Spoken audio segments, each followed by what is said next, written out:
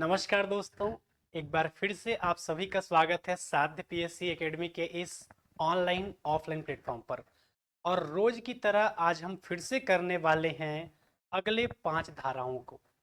कल की क्लास में हमने धारा 10 तक कर लिया था और आज उसके आगे करने वाले हैं। तो क्या आप सभी तैयार हैं? और क्या ये सेशन आपको अच्छा लग रहा है? तो बिल्कुल लाइक बटन प्रेस कर देंगे और बिल्कुल कमेंट करेंगे क्या ऐसे ही वीडियो आपको रोज चाहिए, क्योंकि ये आपका क्विक रिवीजन रहेगा जिसके माध्यम से हम अलग अलग दिन 5 धाराओं को लेके आते जाएंगे और बिल्कुल रिवीजन करते जाएंगे। ठीक है, तो बिल्कुल आप सब हो जाइए तैयार। अब आज का हम पढ़ने वाले हैं धारा 11। आइए जरा देखते हैं धारा 11 क्या कहता है। इसके बाद अगला हम पढ़ेंगे धारा 12। इसके बाद अगला हम पढ़ेंगे धारा 13। धारा 13 के बाद अगला हम पढ़ने वाले हैं कौन सा आपका, धारा 14। धारा 14 के बाद अगला हम पढ़ने वाले हैं धारा 15 कि आखिर कहता क्या है धारा 15। तो सबसे पहले यदि धारा 11 के बारे में मैं बात करूं तो धारा 11 आपका कहता है पंचायतों का निगमन। ठीक है, पेपर में यदि पूछा जाएगा तो आप सभी को याद रखना है, क्या चीज याद रखना है, धारा आपका 11 किसके बारे में बात करता है, पंचायतों के निगमन के बारे में। तो पेपर में यदि आपसे पूछा जाएगा तो आप सभी को याद रखना है पंचायतों के निगमन के बारे में कौन बात करता है, आपका याद रखना है धारा 11। ठीक है, पंचायतों के निगमन के बारे में कौन बात करता है, आपका धारा 11। आखिर ये निगमन क्या होता है, ये पूरा पढ़ेंगे हम डिटेल क्लास में। अभी कम से कम आपको इतना तो पता चल गया कि धारा 11 क्या कहता है, पंचायतों का निगमन कहता है। वहीं धारा 12 के बारे में मैं बात करूं तो धारा 12 कहता है ग्राम पंचायत का वार्डों में विभाजन।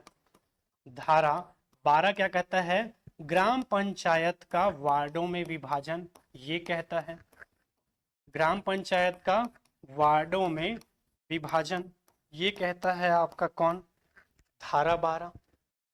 अब वार्ड का विभाजन कौन करेगा, प्रत्येक वार्ड में कितनी जनसंख्या रहेगी, एक ग्राम पंचायत में कितने पंच रहेंगे, सारा चीज हम पढ़ेंगे डिटेल क्लास में।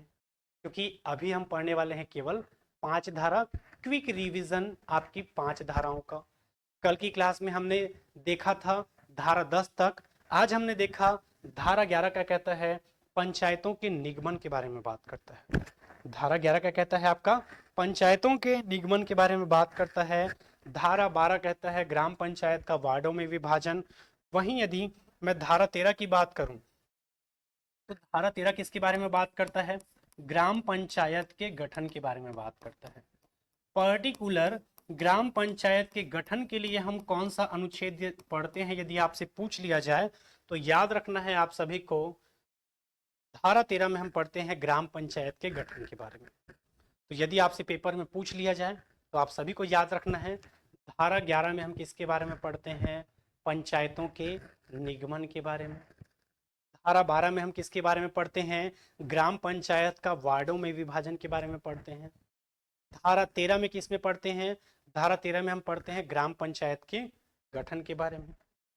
इसके बाद आगे यदि मैं बात करूं धारा 14, तो धारा 14 क्या कहता है आपका, तो धारा 14 के बारे में आपको याद रखना है मतदान करने तथा अभ्यर्थी होने, मतदान करने तथा अभ्यर्थी होने के अहर्ता के बारे में बात करता है। अब ये अहर्ता क्या होता है, आपको ये लाइन समझ नहीं आ रहा होगा, हालांकि मैं पूरा इसका डिटेल क्लास में पढ़ाऊंगा, पर आप लोगों को बताना चाहूंगा कि अहर्ता का मतलब होता है योग्यता। अहर्ता का मतलब क्या होता है, आपका योग्यता होता है, आप सभी को याद रखना है। अगला हम देखते हैं धारा 15 क्या कहता है आपका, तो एक साथ सदस्यता का प्रतिषेध, एक साथ सदस्यता का प्रतिषेध। अब ये प्रतिषेध क्या है, किसके बारे में बात कर रहा है, ये सारा हम देखने वाले हैं आपके डिटेल क्लास में। ठीक है, तो आज हम करने वाले थे धारा 11 से लेकर 15 तक, जिसमें धारा 14 कहता है आपका मतदान करने तथा अभ्यर्थी होने के लिए अहर्ता के बारे में बात करता है। मतदान करने तथा अभ्यर्थी होने के अर्हता के बारे में बात करता है। धारा 15 क्या कहता है? एक साथ सदस्यता का प्रतिषेध। एक साथ सदस्यता के प्रतिषेध के बारे में बात करता है कौन? आपका धारा 15। तो पेपर में यदि पूछ लिया जाए आपसे तो आप सभी को याद रखना है एक साथ सदस्यता का प्रतिषेध, ये हम पढ़ते हैं धारा 15 में।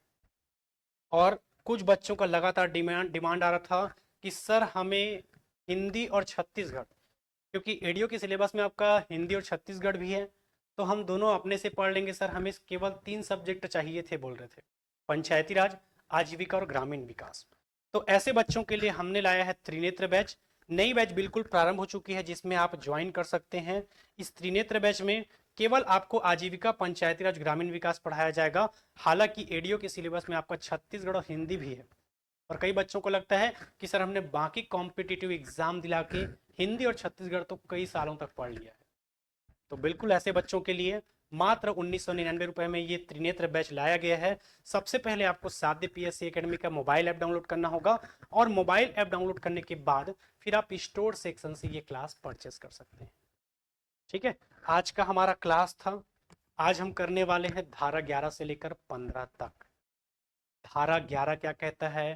पंचायतों का निगमन। धारा 11 क्या कहता है आपका? तो याद रखना है पंचायतों के निगमन के बारे में बात करता है। कौन? आपका धारा 11। धारा 11 किसके बारे में बात करता है? पंचायतों के निगमन के बारे में। धारा 12 क्या कहता है? पंचायतों का वार्डों में विभाजन। पंचायतों का वार्डों में विभाजन, ये कहता है आपका धारा 12। धारा 13 क्या कहता है? ग्राम पंचायत, पर्टिकुलर ग्राम पंचायत के गठन के बारे में बात करता है आपका धारा 13। वहीं यदि मैं बात करूं धारा 14 किसके बारे में बात करता है, तो याद रखना है धारा 14 कहता है मतदान करने तथा अभ्यर्थी होने के लिए अर्हता के बारे में बात करता है। धारा 15 किसके बारे में बात करता है? तो याद रखना है एक साथ सदस्यता के प्रतिषेध के बारे में बात करता है। अब एक बार हम फिर से रिवीजन करते हैं। धारा 11 क्या कहता है? तो याद रखना है धारा 11 कहता है पंचायतों का निगमन। इसके बारे में बात करता है, पंचायतों के निगमन के बारे में बात करता है कौन? आपका धारा 11। धारा 11 किसके बारे में बात करता है? पंचायतों के निगमन के बारे में बात करता है। धारा 12 किसके बारे में बात करता है? तो याद रखना है धारा 12 आपका बात करता है ग्राम पंचायतों का वार्डों में विभाजन। किसके बारे में बात करता है? ग्राम पंचायत का वार्डों में विभाजन, इसके बारे में बात करता है आपका धारा 12। वहीं आगे यदि मैं बात करूं धारा 13 किसके बारे में बात करता है? तो याद रखना है ग्राम पंचायत का गठन। पर्टिकुलर ग्राम पंचायत के गठन के लिए कौन सा पढ़ते हो पूछेगा, तो याद रखना है आपका धारा 13। वहीं धारा 14 के बारे में यदि मैं बात करूं तो याद रखना है मतदाता होने तथा अभ्यर्थी होने के लिए जो अर्हता, अर्हता का मतलब योग्यता होता है, और मतदाता होने तथा आपका क्या होने, तो याद रखना है मतदाता होने तथा अभ्यर्थी होने के लिए अर्हता के बारे में बात करता है धारा 14। धारा 15 आपका क्या कहता है? एक साथ सदस्यता का प्रतिषेध। एक साथ सदस्यता के प्रतिषेध के बारे में बात करता है आपका धारा। और बिल्कुल ऐसे ही हम रोज 5 धाराओं को लेकर मिलते रहेंगे। बिल्कुल 12 बजे ये क्लास आपका लाइव होगा यूट्यूब पर, तो बिल्कुल आप 12 बजे एकदम टाइम से जुड़ जाएंगे। ठीक है, जितने भी मेरे प्यारे बच्चे हैं सारे लोग जुड़ जाएंगे 12 बजे। और क्या ये क्लास से आपको कुछ फायदा मिल रहा है, बिल्कुल कमेंट करके बताएंगे। और जाने से पहले कमेंट करेंगे क्या ऐसे ही क्लास आपको रोज चाहिए, जिसमें हम 5-5 धाराओं का पूरा करेंगे पोस्ट मार्क। ठीक है, चलिए कल और मिलते हैं और बहुत सारी अच्छी अच्छी खबरों के साथ जो कि एडीओ से रिलेटेड रहेगा। तब तक के लिए धन्यवाद। जय हिंद, जय भारत, जय छत्तीसगढ़।